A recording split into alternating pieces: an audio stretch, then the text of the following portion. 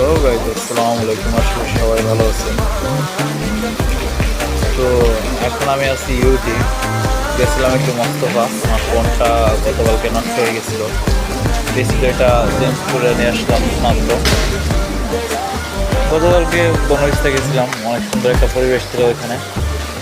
আর এখন মোস্তফা দিয়ে ফিরে এসে দেখি যে ইউটিতে প্রচণ্ড পরিমাণে বৃষ্টি হইতেছে।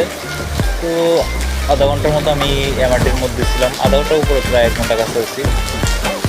তো এর মধ্যে যে ইউটি এত সুন্দর বৃষ্টি হইতেছে, ওটা কল্পনা করে নেই। তার মানে আজকে রাত্রে ঘুমটা আসলে কতটা সুন্দর হবে এটা আপনি ভাবতে পারতেছেন।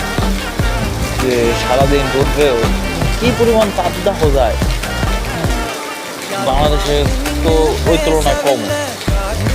এখানে প্রায় 48-50 ডিগ্রি উপরে তাপমাত্রা থাকে। তাছাড়া তো অনেক সুন্দর একটা ঘুম হবে।